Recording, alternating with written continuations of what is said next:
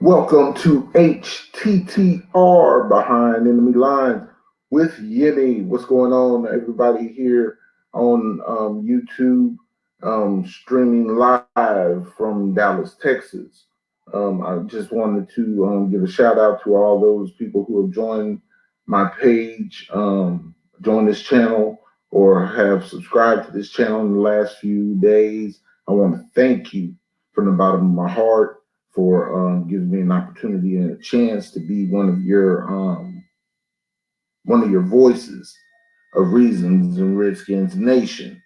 Also, I want to send a special shout out and special thanks to my boy to my boy Skins fan all day for supporting me as I move forward in this YouTube um, broadcasting venture. First things first. I don't know if there's going to be lag on this. I'm hoping it won't be. And if the video content or the video quality isn't that good, please be sure to just place that information in the chat. I am working on something right now as we speak, um, using a Mevo camera. The only problem is I won't be able to connect the StreamYard using it. And so, which means I may have to get a different computer set up so that I can have a little better quality in what I'm doing so that it can get out to you better. So I want y'all to bear with me. I'm working on this. I'm working hard trying to get this stuff straight and lined out so that the content that I put up on this channel can be immaculate. I am not too computer savvy, so I'm having some issues that I'm working out on my own. And so I'm doing a lot of research and I'm just checking into stuff. But I do want to talk about trading the number two pick and trading back and what it might look like and some of the options. A lot of people are connecting us to trading back with Miami, and that would move us down from the number two pick in the draft to the number five pick in the draft. Um, I'm starting to realize that that might be a little bit more far fetched than we think, due to the fact that at number five, we may have lost out on not only Chase Young, but on Isaiah Simmons. And I think those are the only two players that the Redskins are really interested in with their picks. If we do not pick Chase Young at number two, don't be surprised if we pick Isaiah Simmons there in that spot. Both players are generational talents. And I say this so that everybody can get a better understanding.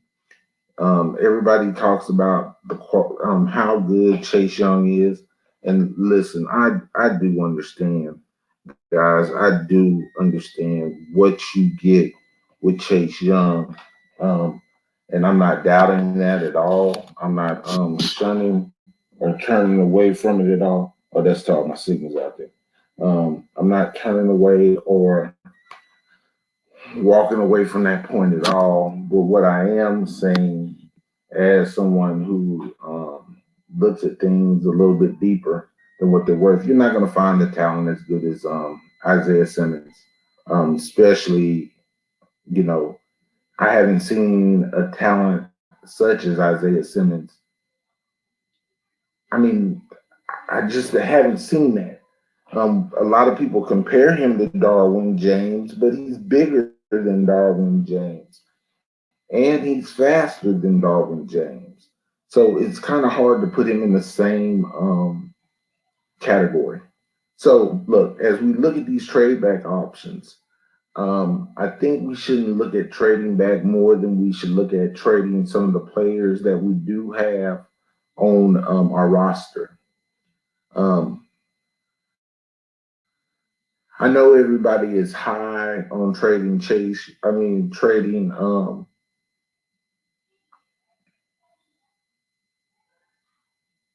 Trent Williams away, and I am too. I think that this era of us dealing with Trent and his management has been tumultuous to say the least.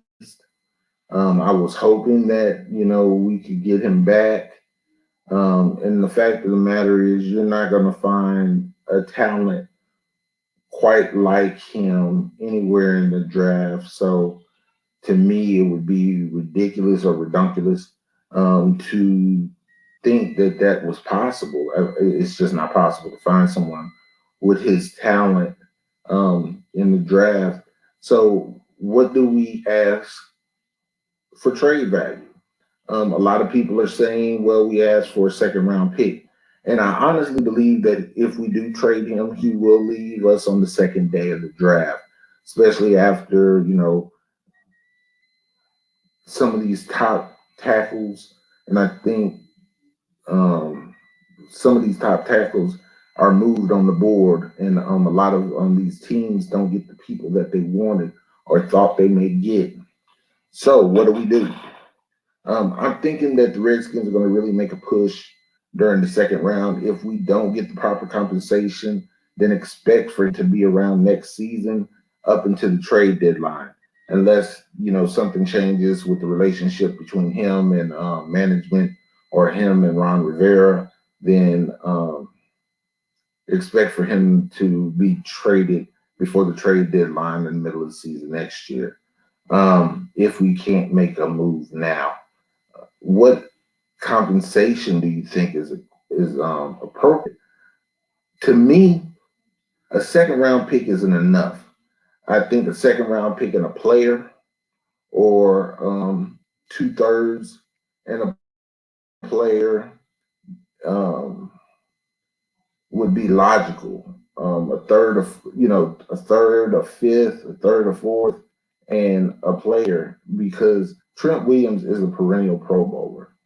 He is possibly most likely going to the Hall of Fame. He is that kind of talent, and so with having a talent like him, we don't really want to get rid of him. Not like this. So, the trade compensation is going to have to be what I would consider to be top notch to get rid of Trent. And to me, the Vikings, the Dolphins, Tampa Bay, the Browns, um, maybe the Raiders have something to offer us to get rid of Trent. And the 49ers, even though they have two first round picks, I don't think they have many later round picks. And they're trying to move so they can get later round picks. And I don't know how that's going to work as far as Trent is concerned. Now, another trade option we have is Ryan Kerrigan. I know a lot of people are going to be heated when I say this, but I think Ryan Kerrigan is on the books for 11 million this year. He hasn't restructured his contract. He is a Pro Bowl talent. I would love to keep him around, but I wouldn't love to keep him around for $11 million. And this money is guaranteed. We're in a pretty bad position cap wise, and I don't say that we're in a bad situation because of cap. What I'm saying is that we could keep him around, and it wouldn't have been a problem if Alex Smith's deal wasn't on the books. And we owing Alex Smith over $21 million this year. It kind of hamstringed us because all this money is guaranteed. So no matter what, we still owe him the money anyway, and it's going to account to our books. So we can't move him. Um, we've made some moves in this all season, and so I'm looking at these trade scenarios, and I'm not going to look at first round trade scenarios because I don't know if it's feasible for us to get a first round pick. And there's a lot of stuff that's going to be entailed in us, getting this first round pick for him. Somebody's going to want to have to take his deal. Let me send an invite, put an invite in here. If you're interested and want to come on to to the channel, to the chat. I'm gonna put a link in the description box, and we're gonna go from there.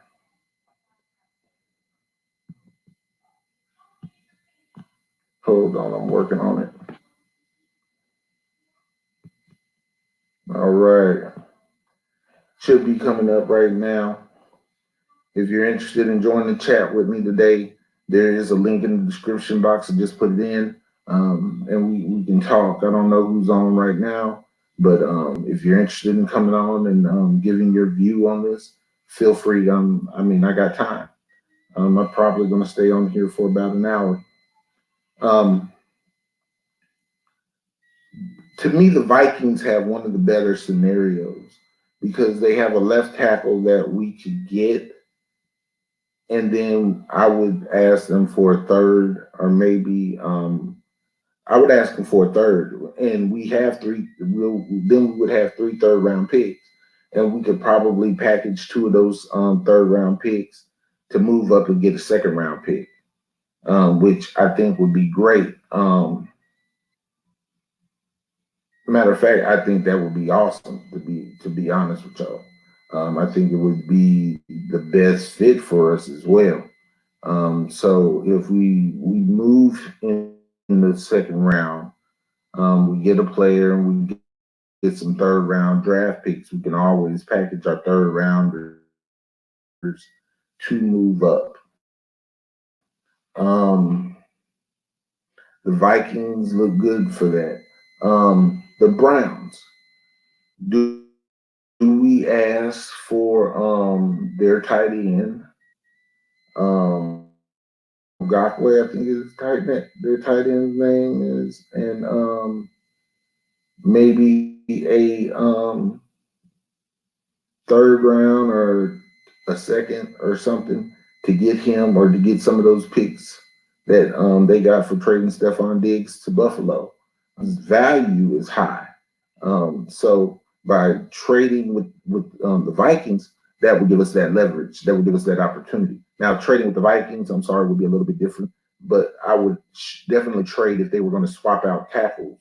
And then, especially since they got the same cap hit, pretty much the same cap hit for this year, and then give us a couple of draft picks. And I know that they have draft capital. Now with the Browns, it's going to be tied in, and I don't know what other draft picks they have, but possibly a fourth and a fifth. Tampa Bay, we could do a pretty good swap out, but the problem with Tampa Bay is they don't have cap space, and so with us, if we traded Trent to Tampa Bay, we would have to take on a certain portion of his salary for the year and then allow him to go there, and then hopefully next year he could restructure a deal. This is my thing about that scenario. Once I got rid of Trent, I want to get rid of Trent. I don't want nothing hanging around. If I'm going to pay any portion of his salary, he needs to be suiting up in a Redskins jersey. That's just how I feel about it. And to be honest with you, that's the only way I would be willing to even listen to a deal. Um, it just seems to me like, as Redskins fans, that we need to be a little bit more patient, let the process fold out, and then look at what goes on in the draft, especially during the first day. And then that'll kind of give us an idea of what to look forward to going into Friday. Excuse me, or the second day of the draft. I'm about to go get in this hot tub, boy. My body is calling for it. Also, I wanted to tell y'all as well is that if we decided to move on Kerrigan, and a lot of people don't want to do that, but he's a Pro Bowl talent. He's up in age, 31, but he still has time.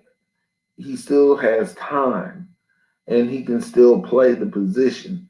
He's not injury prone, and then when he does get hurt, he's willing to play hurt. So we could probably move off of him for a third round or second round, or um,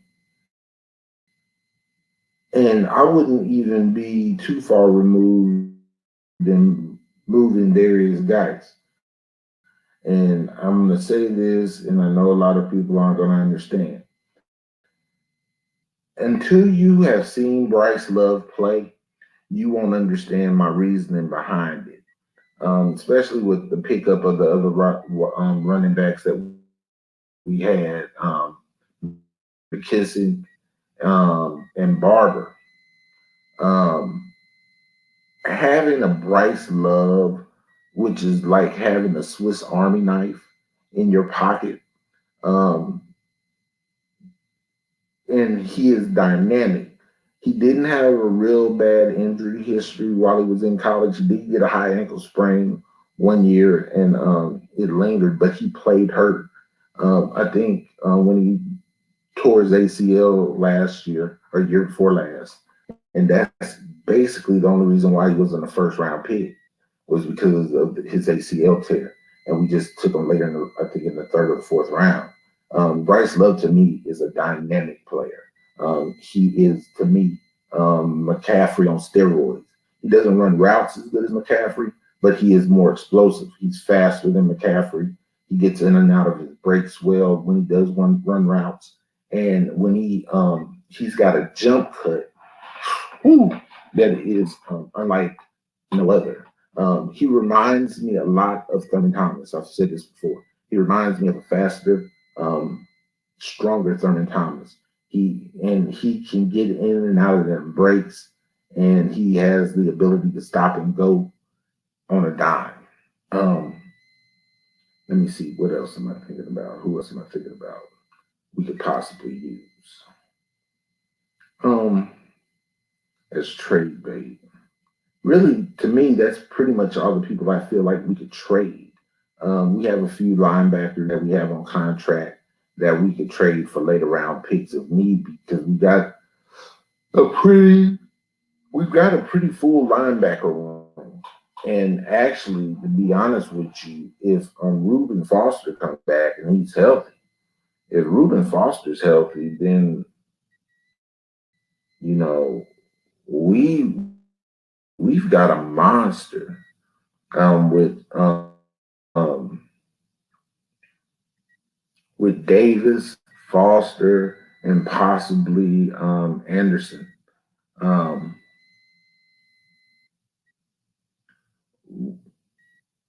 or Alexander. We have a linebacking core that is pretty much elite to me, and we can actually use Holcomb situationally.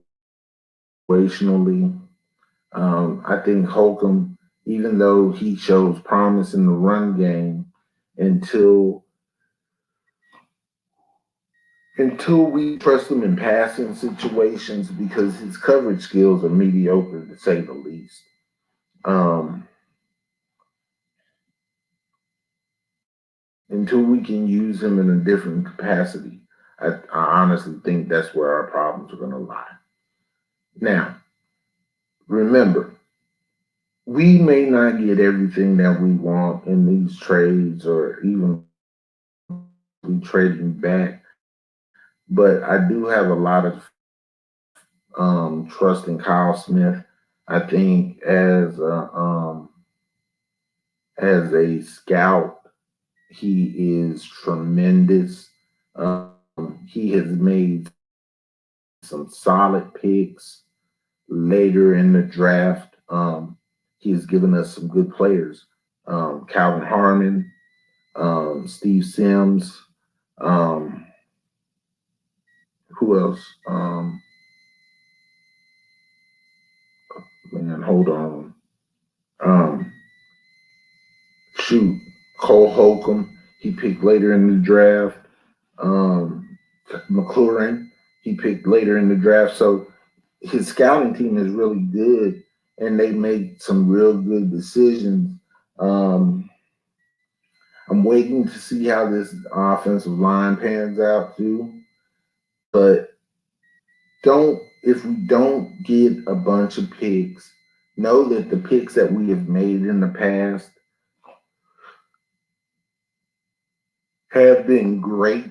We've made some good decisions on them, and we're probably not going to have to cash in the farm to re-sign these guys.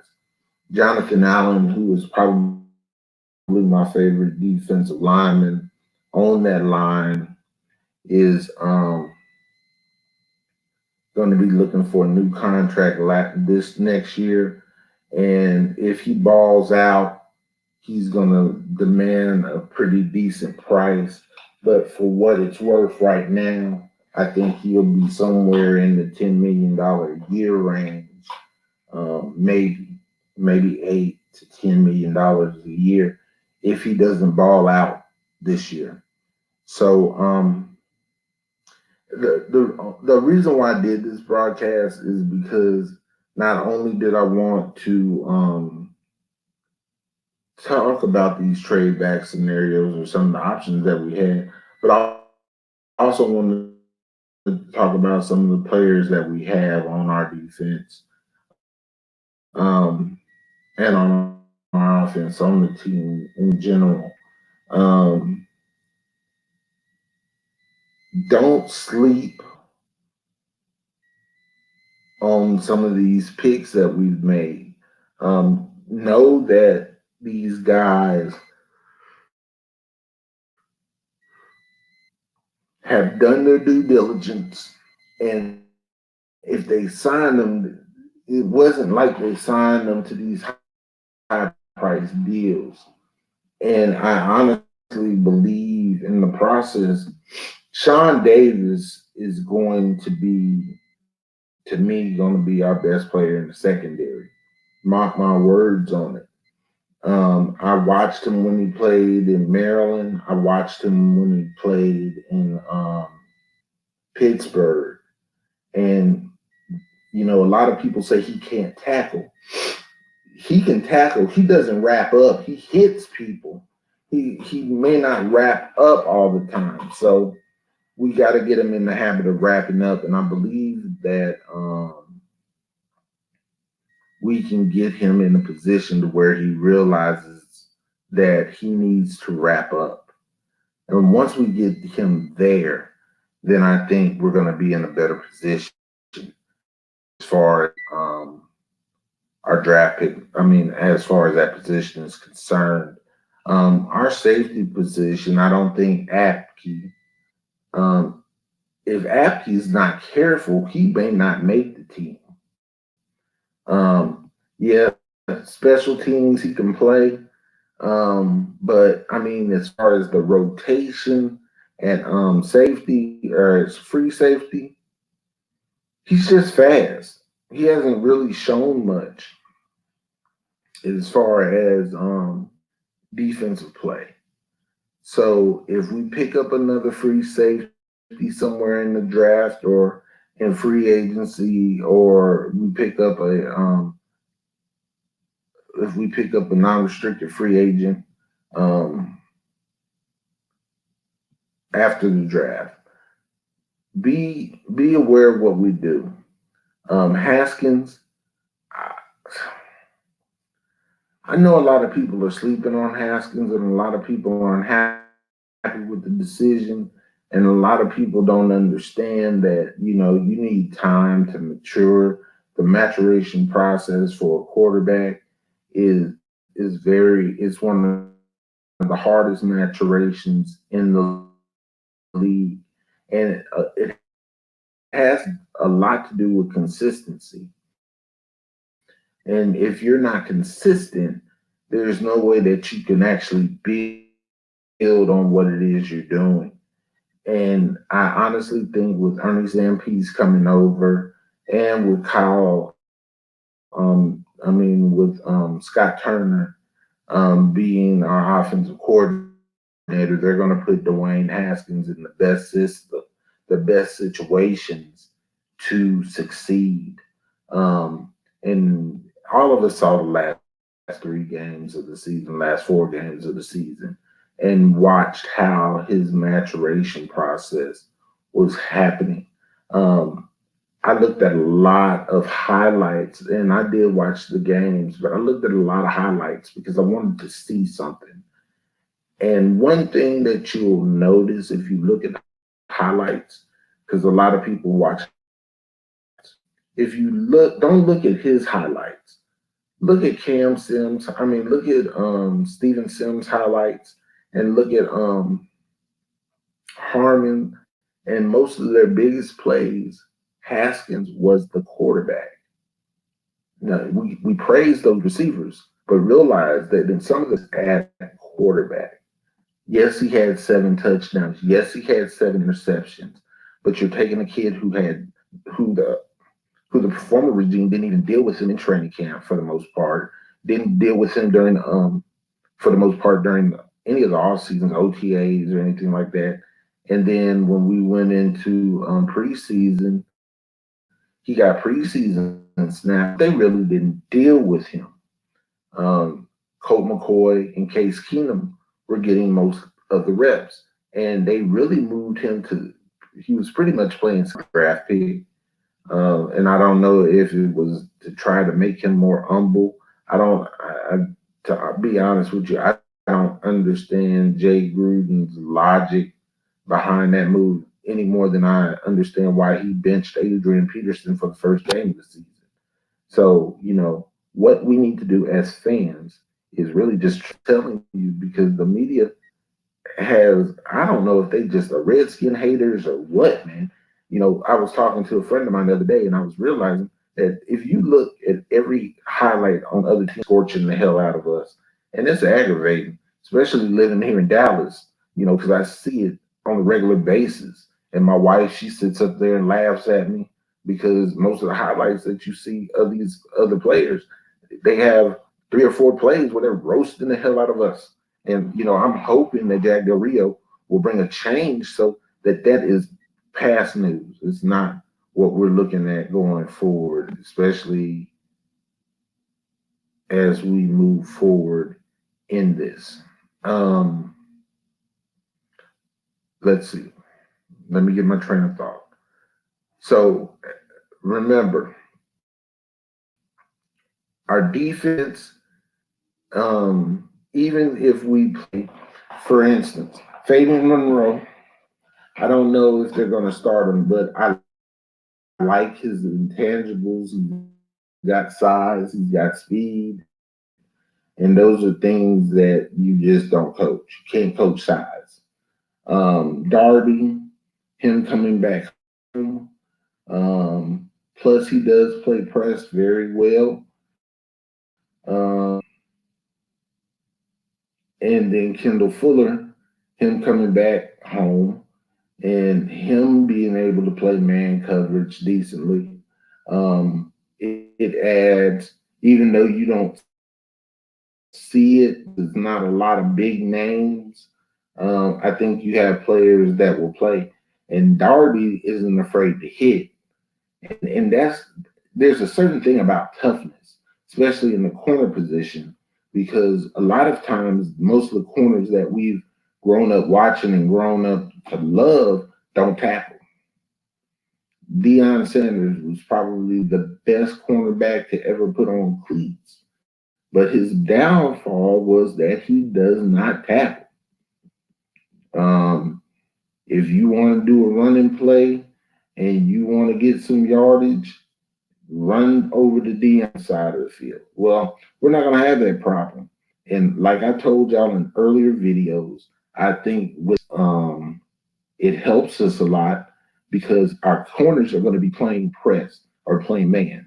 But Jack Del Rio loves to play what I say man coverage with zone under help. And so what happens is that our safeties end up moving in a position where they're playing virtually, they're playing zone coverage, which isn't a good place for Landon Collins to be, but is a great place for Sean Davis because Sean Davis plays great zone film. His interceptions come when he's playing a high zone. Um, and I don't know if they will put him in a one coverage or a cover one or a cover two scheme, with and with dropping linebackers back in coverage to shore up the middle of our defense. And we do need them to do this because let's just be honest, the Achilles heel for the Redskins for the last few years have murdered us. And so we need to be able to either play coverage on the tight end, and when I say coverage on the tight end, I mean man coverage on the tight end, or we need to be able to play zone and have players that understand zone concepts and can be responsible for keeping their players inside of this zone. With a two-man, okay, with a running a 4-3 under, you're really going to have two linebackers, your middle linebacker and your will linebacker, who are going to be responsible for halves, which means they're going to play from hash mark for from the center of the field all the way over to the sideline on where the third linebacker, who is usually the strong side linebacker, who is on the line, if he doesn't play man coverage on the tight end, he will drop back into coverage, and then they'll play thirds, and they'll play middle thirds. They're going to play deep thirds, and then the safeties will play deep coverage over the top. So I want y'all to watch this because, hey Brian, what's going on? Why don't you come on in the chat? Um, what I'm really thinking is that the way Jack Del Rio runs his defense, we're going to get pressure up front. If we do, either we're going to do twists or stunts, we're going to, one way or another, we're going to get pressure out of our front four. And he doesn't like rushing an extra player. He will, but his philosophy is we should be able to get pressure with our four down linemen and on a consistent basis. And to be honest with you, we're built to get that kind of pressure, especially in the middle. Um, I put it on another post a few days back that I don't know if not Allen, but Deron Payne is going to have that nose tackle job straight on default, because I believe if you watch Tim Suttles play um, near the end of the season last year, he was coming up and with few reps, and Big Tim was playing some really good ball, and he may not be as fast, but he's a big body in that middle, and he's hard to move. Um, I was telling y'all before. Um, oh, okay, you're at work, no problem. Um, I was telling a few people earlier that when you look at a 4-3 under, the nose tackle doesn't always play single gap.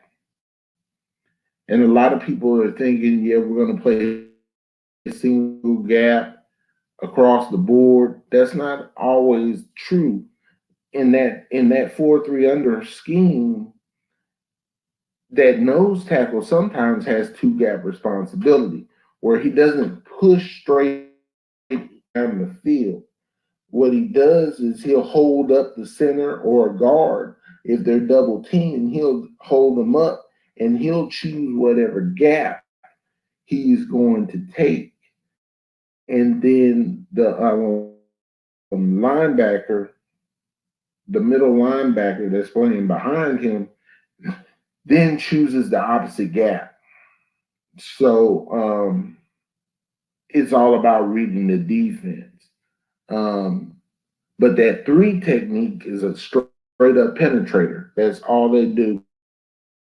And I want you to go back, and I want, if you will, go back and look at some Warren Sapp. Look at John Randall. If you really want to know how that three technique is supposed to be played, watch John Randall play that three technique. The boy was a beast, and he was small. And I honestly see Ioannidis, if Payne is, I mean, if Allen isn't careful, I can honestly see Ioannidis moving into that kind of role and playing that kind of role because of his speed. It might be the position battle during training camp with Subtle and Payne. Oh yeah, it's gonna that for a fact. That is gonna be the position battle to watch. I'm not even worried about any of those other positions. If you watch those two players, man, it's gonna be bread and butter right there. Um, we're fortunate that we're gonna have a real good rotation. I think they kept Nate Orchard for a reason. Um, because I honestly think he can put pressure on the end. He can actually he can contain and he can blitz as well, or he can go straight after the quarterback. He's got bend. Um, he's got some bend to him. He just needed to be in a consistent system in a consistent place. He was never really outside linebacker, to be honest. He was a tweener. So, he's kind of smallish. But I'm just I'm more excited than y'all than I even put on because I'm really anxious to see what happens not only on the defensive line but on the offensive line because we got positions open. Look, Sheriff may be our right guard, but I can honestly see them moving him to the left guard, and I can honestly see them kicking Morgan Moses inside. Don't sleep on Big Mo. Don't sleep on Big Mo, man. I know hot because of the penalties that he gets. As a big dude, and I played the line. I played line in junior high school for the most part, and it's not the same. I'm not comparing apples to oranges, but I'm saying is when those guys are out in space, those tackles are out. Let's see, Del Rio might run a 5-2, sometimes having five of them. Oh yeah, no doubt, no doubt, no doubt, no doubt. Um, what Moses' problem is when a player can't get back in space, they tend to lean or to jump the snap count so they can try to beat the end outside. And then when they get beat, they grab. It's not that Moses can't play. To me, he's the most durable player actually we got on the damn team. He don't miss no games. And when he gets hurt, he plays hurt. Dude got heart. I listen to a lot of people in our fan page Facebook talking about we need to get rid of Morgan Moses. I'm like, you a damn fool. He's the most dependable. He's been the most dependable player we've had for years. And he's cheap. That joker give you a home team discount every time he signs a damn contract. You don't want to get rid of him at all. We just need to find where he's comfortable. And I think moving him to guard may save him, will actually save his career and make him a better player. Because when he's on and when he's playing, he can beast out. When Big Mo is on and he ain't getting all them damn penalties, he can actually play. And just imagine if he's no longer in space and he can actually reach out and use them big long ass arms to reach out and stop people from getting past that way. He's got help on the inside, he's got help on the outside. And that's the problem. He hasn't really people to help him. We haven't had a blocking tight end. To be honest with you, we haven't had a blocking tight end and a real consistent one since Jesus was a baby. What we basically had was these damn pass catching tight ends. And you know, we always talk about Jeremy Sprinkle, but Jeremy Sprinkle is a project. And Harold Hitchens, even though you know a lot of people consider him to be the best tight end that we had on our team, they're going to compete. And to be honest with you, Richard Rodgers ain't nothing to sleep on, and Thomas Lucas or Lucas Thomas Lucas. God dang, I know I'm sleeping. Lucas actually played pretty well when he was with the Lions. He's a project. He's a converted quarterback. So he was converted from quarterback to tight end. And so he's still learning the game. But remember, he is the guy that knocked Kerrigan out of the game. The boy can block and he don't mind blocking. He's got fairly decent hands. He understands route concepts because he was a quarterback. I just think he needs some work to be more consistent. And the tight end coach that we have, I can't remember his name. If you know his name, put it in the chat. Is actually one of the best tight end coaches in the league. He was he's been doing this for years and he's really good. And so with him coming to Washington and with us with all these dang projects that we have, and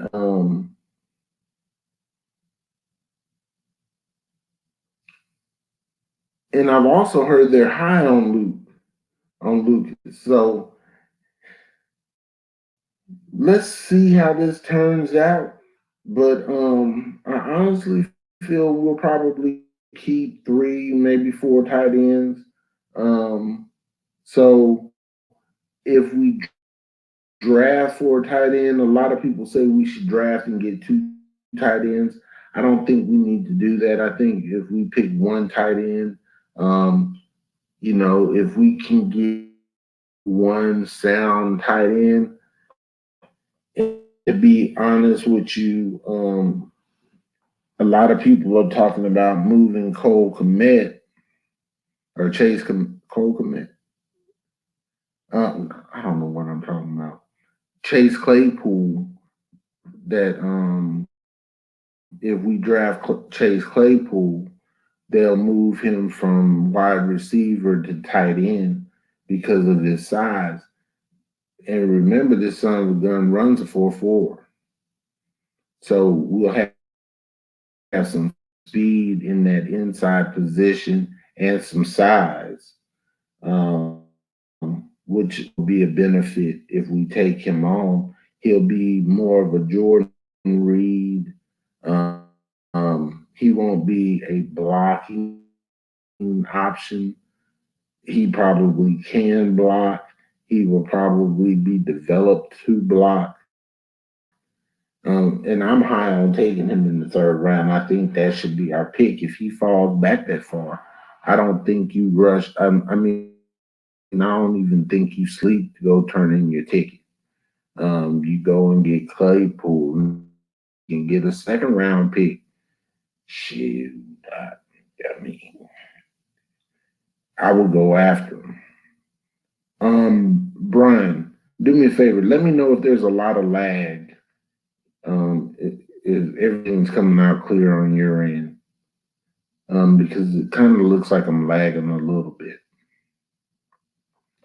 But before I get off of here, I wanted to let everybody know that once I get the views up, and once I get our views up, and once I get our subscriptions up, I am going to allow, or I'm going to start picking play people to accompany me to Redskins games.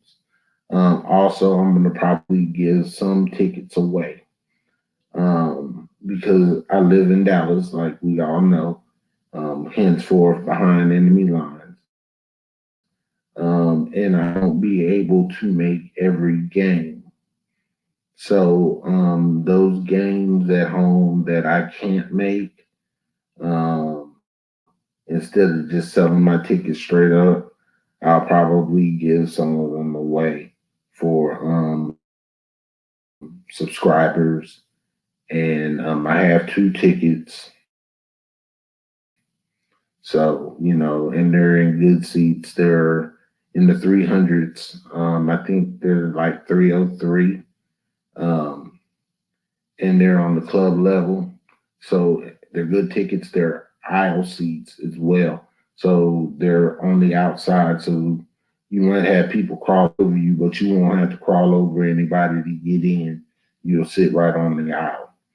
And then all the perks that come along with it, like the party after in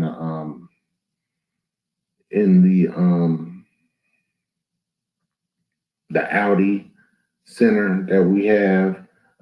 They have parties after the game, and you'll be able to get access to that as well.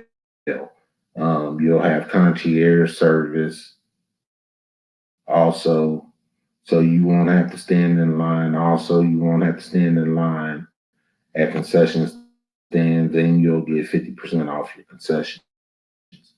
So, those are just some of the benefits you'll get with the tickets when I give them away.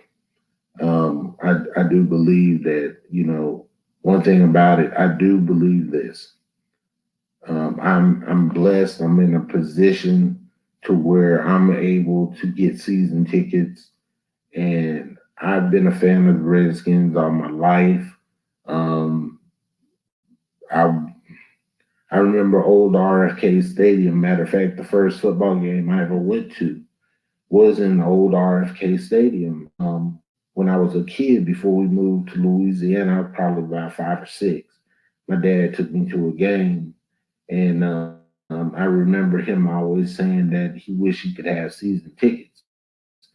And so the Most High has blessed me so and put me in a position to where I could get season tickets. So I believe that there may be a with the son in the same position that I was in, all those years back. And I want to be a blessing to them. That way they can have that memory, because that's one of the fondest memories I have with my old man was being able to go to a Redskins game as a kid. So I want to share that with somebody. I want somebody to have that experience and not have to really pay for it.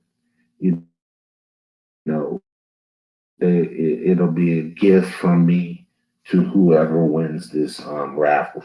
Especially if you got a son and you want to take your son with you. Um, I'm gonna really be looking into that.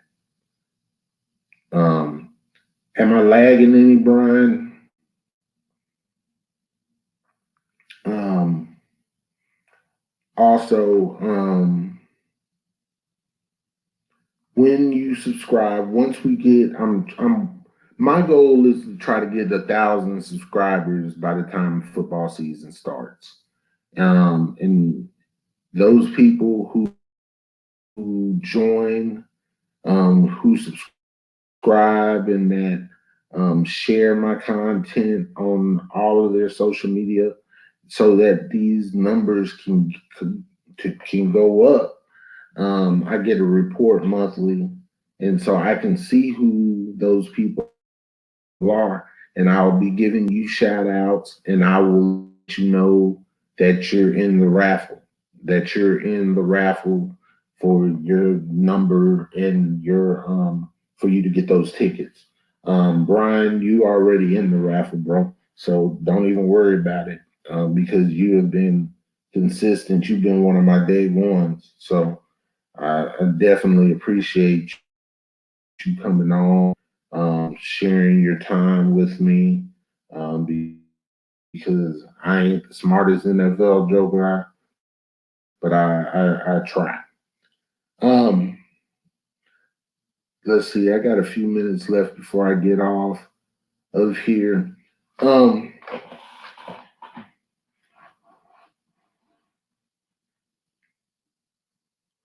how do you feel about the draft? I mean, how do you feel about the our off season thus far? I know a lot of people are not enamored with what Ronald Rivera has done. Um, how do you feel about it? Because honestly, I'm kind of happy with it. I mean, we haven't signed big name talent. We've went after some higher profile players. We went after Amari Cooper, which I am so glad we didn't pick him. We went after Austin Hooper. We got outbid for him. I'm glad we didn't pick him up either because that joker is trash to me. Um, I heard we were interested in somebody at the tight end position. I know we're not going after Trey Burton because of his injury history, and so we're not interested in going after another injured player to replace Jordan Reed, who was an injured player. So I don't think that's going to be our route. I heard that. OJ Howard. I heard that we're interested in OJ Howard. I heard that Tampa Bay is going to put him up on the are interested in trading him away.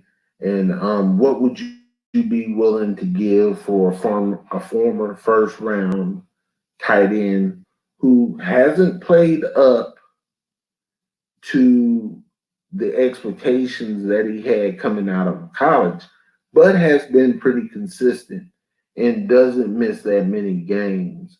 Think the season before last he played all 16 games, or he played 15. And this last season before he got hurt, he played about 10 games, which is a good number because we'd be lucky to get Jordan Reed to play 10 games in 5 seasons. So, so what do y'all? What's your thought on taking OJ Howard? And what compensation do you think we would have to give Tampa Bay to get him? Um, and I don't know, maybe a third. I mean, what do we have to offer? That's what I'm kind of lost on. What do we have to offer Tampa Bay to get this player? Because I honestly feel like he will be good in our system. The Air Coryell system to me would be optimal for him because it's a lot of.